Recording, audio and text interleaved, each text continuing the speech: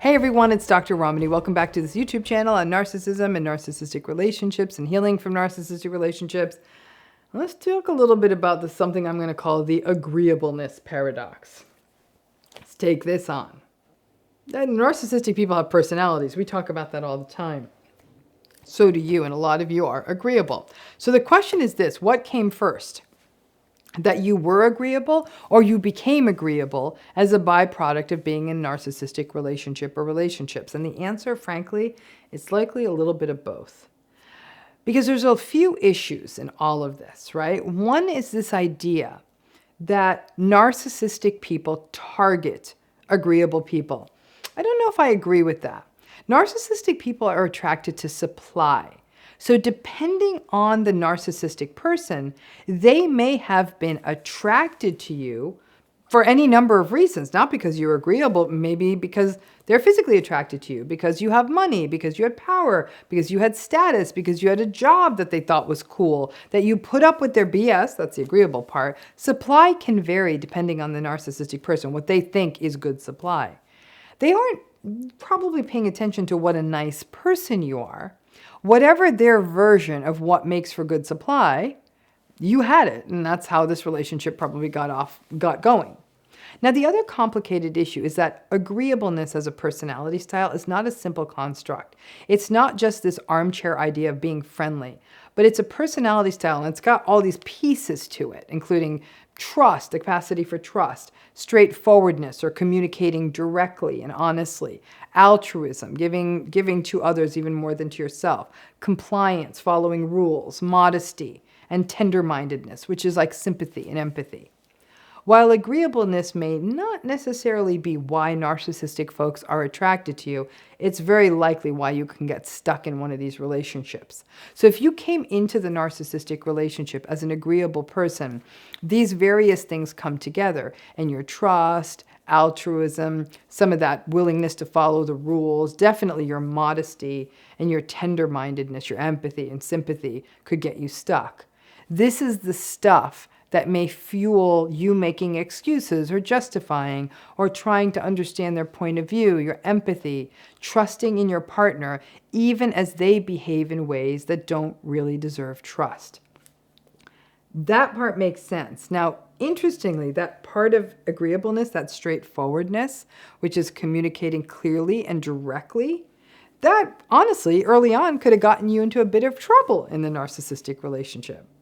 However, is it possible that people in narcissistic relationships, people who are raised by narcissistic parents, that you slowly develop an agreeableness, not just because it's your personality style, but also because it's a safety behavior? In essence, your agreeableness becomes a response to the narcissism and antagonism of the person or the people around you, especially your modesty, your humility, your tender-mindedness, which, like I said, which is empathy and sympathy, the compliance or the following rules, because there really isn't another option. And especially for children who are raised by narcissistic caregivers and parents, being agreeable may be how we are able to not be in the narcissistic person's bad books, to actually be able to connect to them. The agreeableness may actually be a byproduct of the narcissistic relationship rather than a risk factor for getting into it. When you are in a narcissistic relationship, especially with a partner or even a friend or a boss, you sometimes find yourself in the unwitting role of being basically a crisis management person. Your agreeableness is actually what can dissipate the harms of the entitled and abusive behavior that the narcissistic person may spew on the world as well, like screaming at a server in a restaurant or a business colleague or something like that. You, an agreeable person, is in a good position to clean up that mess. And listen, not everyone who is raised by a narcissistic person is agreeable, not by a long shot. Nor is everyone in a narcissistic relationship agreeable. There are people in narcissistic relationships who are antagonistic themselves, and those relationships get very messy quickly. They can be quite noisy and volatile.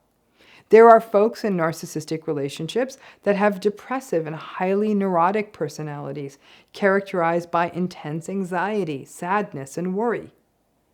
It is known that personality can be shaped. And in fact, our personality is pretty steadily shaped, probably until our mid-20s.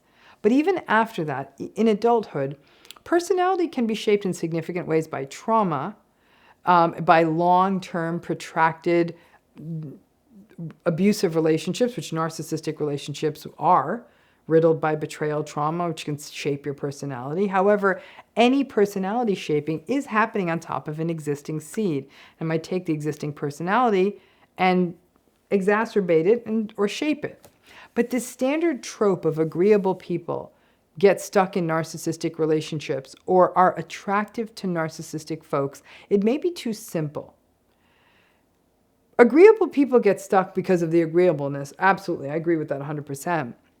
But there are elements of agreeableness, like the straightforwardness, that actually get worn away. The capacity to communicate directly is taken away by the narcissistic relationship. And ultimately, the agreeableness may represent a safety response in these relationships, especially for children who learn to become very amenable and friendly so that they can stay in their parents' good books. Now, many, if not most survivors I meet are very agreeable. They're flexible, warm, kind, empathic, patient, self-effacing, sweet, good people. And together, we are able to see how the agreeableness often painted them into a toxic corner in narcissistic relationships. But the agreeableness also serves them well in other parts of their lives with healthy people. That said, when we thought about how their agreeableness evolved, it allowed them to survive in these relationships. It was somewhat protective because the alternative was often going to be collapse, and that the agreeableness was more complicated than a friendly person getting stuck in a narcissistic relationship. The agreeableness actually kind of kept them still standing under circumstances that many others couldn't keep going. Attachment and the drive for connection shapes a lot of our social responses. And what gets interesting is when people get out of narcissistic relationships. Some people have told me that they have much, much smaller social circles since they got out of their narcissistic relationship and actually really value time alone. And that the agreeableness turned relationships into places that felt like a heavier lift because the tendency and the need they felt to respond with warmth and empathy and help. If a person has been through toxic relationships, that empathy and helping all the time becomes very one-sided and exhausting. And after a narcissistic relationship ends, that agreeableness might transition into a preference for solitude, a sort of unexpected introversion that may in part be because empathy for so long was a one-way street. We are shaped by these narcissistic relationships, and a lot of the shaping relates to psychological safety, engaging in the responses that will make us safe. And for many of us, that means the warm, flexible, cheery, empathic, compliant, give them a second chance kind of agreeableness that allowed these relationships to sustain for years to our detriment. Our agreeableness may get a little pruned once we step away, and especially once we start understanding narcissism. And it's not that it turns into disagreeableness, but rather into more of a wary, vigilant agreeableness, a more restrained agreeableness, maybe a more tired agreeableness. All of that one-way empathy, like I said, didn't do us any favors. Over time, the lesson that does get learned is that discernment means we bring those warmest parts of ourselves to deserving recipients, but it can take a while to get there. Our hardwired fawn response can slow down our development of discernment, but you will learn to tune into your body, slow down, and recognizing those trusting, warm, empathic parts of you to be shared with folks who reciprocate and leave you feeling safe. And all of this takes time. You're going to get there, and there are some days that are harder than others. And I will say this, I am an agreeable person, but in the last many months, because of some things I've had to do related to this book and all that, not so agreeable. Had I remained agreeable, some things wouldn't have gone the way we wanted. I had to sort of get my difficult on to get things done. And the challenge with that was it was so against my nature that I think a big part of the reason I'm as depleted as I am was I couldn't be agreeable and get done the things I wanted to get done. And I think that's a big awakening for people who've been through narcissistic abuse. A, we recognize our agreeableness was a safety response, but B, we recognize that there's also sort of this fear that comes up that if I am the difficult one, well, A, then I'm the difficult one who wants to be that, but B, that there's a loss of love, there's a loss of regard. But then agreeable people actually kind of get bulldozed over quite regularly. That's what I found. So to get things done, you had to be demanding and pushy, which again was which is sort of out of my repertoire. But when people go off of their behavioral repertoire, they get very, very tired. And so I know that in many ways that the world thinks it wants agreeable people, but many times it's easy to ignore agreeable people. And yet that agreeableness is in many ways why it's hard for us to get anything out of a narcissistic relationship, because we will be ignored. When we make noise, the narcissistic person knows that a great way to control an agreeable person is to tell them that they're being difficult. That will often take the agreeable person and say, oh, I don't want to be difficult. So you stop making demands. And then the narcissistic person doesn't have to do what you're asking them to do.